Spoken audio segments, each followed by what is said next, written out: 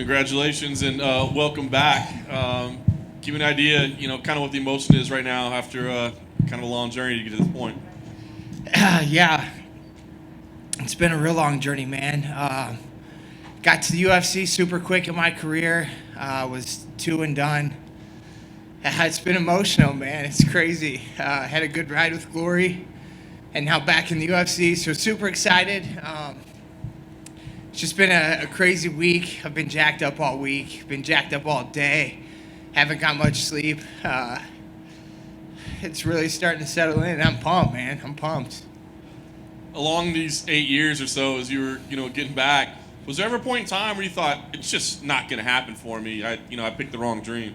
No, that never crossed my mind, man. I'm a grinder. I go get what's mine, and I show up and work hard. And even in 2018, I had back-to-back arm breaks in my arm. Had to take some time off because I just wasn't getting through practices. I was a guy that just, every day I was just hurting, and I didn't want to be that guy. I'm not that guy, so I took a little bit of time off, but I knew I'd be back. Big shout out to my coach for pulling me back in, and my teammates that needed my help. And, here I am. It's crazy. I didn't think I'd be this emotional, but, man, it feels good. It's starting to feel a little bit better as the time ticks on. Awesome. Give us your thoughts on your performance, because obviously you look great out there, but you were paired up with, I guess, like the toughest human being on the face of the planet. So what's the thought process as you're hitting him with everything and the guy just won't go away? Yeah, the kid was super tough. I knew he would be. I really thought I was going to finish the fight. Like I said, I haven't been sleeping. I've been pacing in my room nonstop. I couldn't wait to get out there. I fought with a lot of emotion. And, at first round, I was like, God damn, this kid's staying here, And second round, I felt him like going down. He kind of went out, but man, just unloading on him kind of zapped me. And like I said, it's just I can't say it enough, man. I've just been pacing all day. I just wanted that finish so bad, but I did what I did. I came out, I fought hard, and I did what it took, man. I kept telling myself whatever it takes, and I got the job done. Dana's looking for finishes. So when it goes to a decision, what's the discussion with the team until you hear your name called?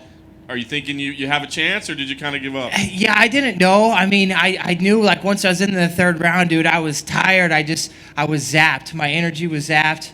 I knew I beat the brakes off him. I knew that I was ahead in the fight. There was no doubt in my mind that I was going to win.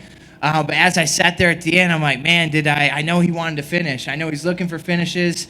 I didn't know. I really didn't know. I had my doubts after the fight. Like, I knew I won the fight decisively, but I know he wants finishes. So I wasn't sure, man. I was just happy to get the W. Proud. I did what I came here to do. And when Professor told me I got it, man, I was so pumped. I was excited. And like I said, it's starting to sink in a little bit more, man. I was pretty beat, pretty banged up, but everything's starting to feel better right now.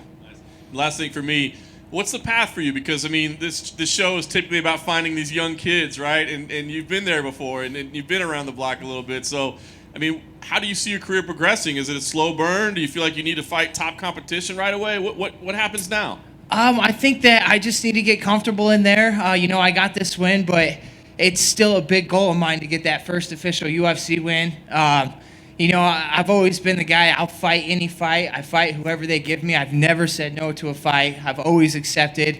But I would like to, I don't know, if there's a few strikers out there that want to throw down and put on a show for the fans. If they want, whatever they want to do with me. I'm not calling out top 10 right away. If I want to get my feet wet a little bit and have some fun, that's what I'd like to do. But it is what it is, man. Like you said, I'm a veteran. It's not like I'm the 22-year-old anymore. It's not like I'm the 24-year-old. Like, I'm 32, and there's a short window, and I truly believe I'm about to go on a big run and get 5-6 wins in a row, and then we'll talk.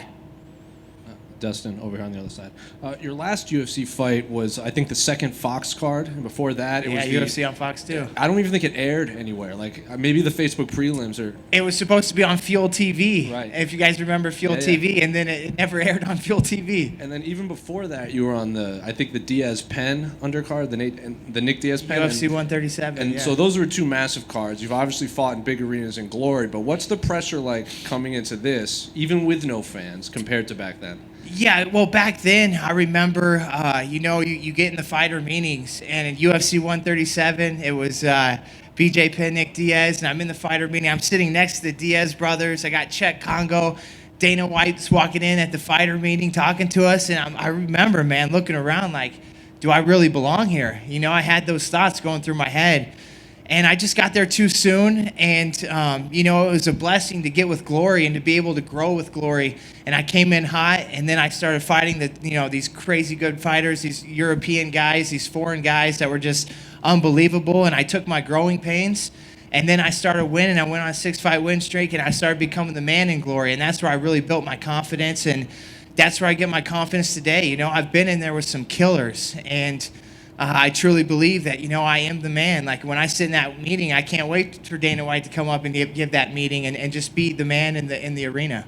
And speaking on that, before Flores made the walk, he was showing him training with Overeem, and Overeem was saying all this stuff. He's like, oh, I train with kickboxers. I train with Overeem. Can you prepare for your style of fighting in a camp if you're fighting you?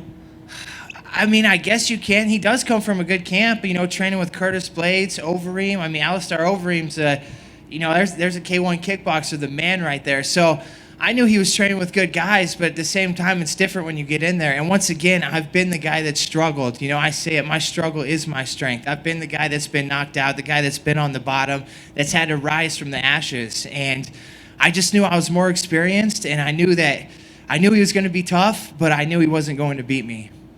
And then in Glory, you can't throw elbows, right?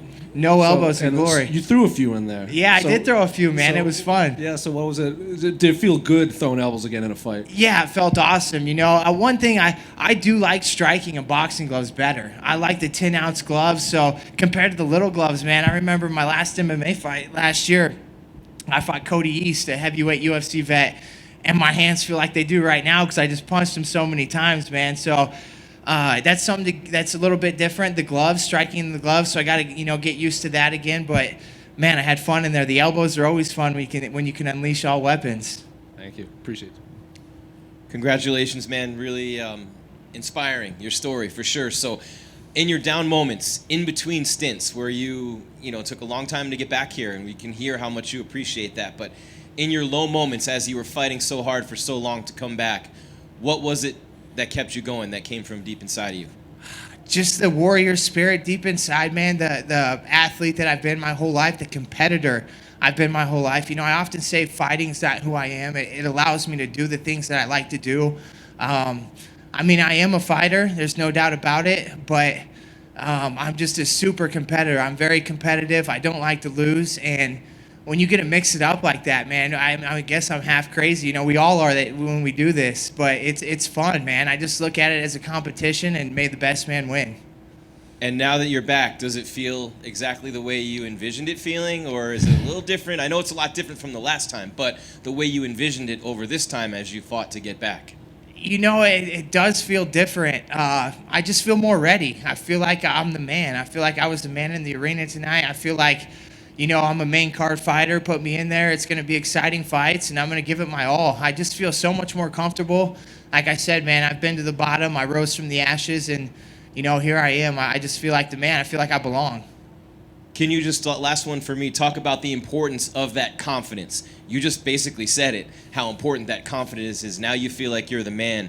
That can make all the difference in the world to someone out there who wants to be top level at something, and here you are proving that.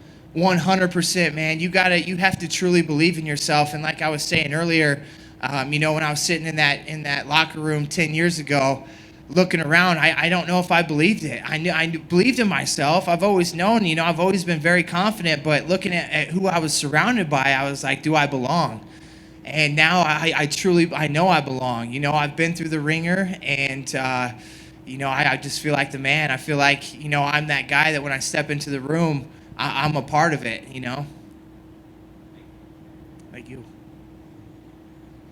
Thank you, guys, man. There's going to be more of this. This feels good.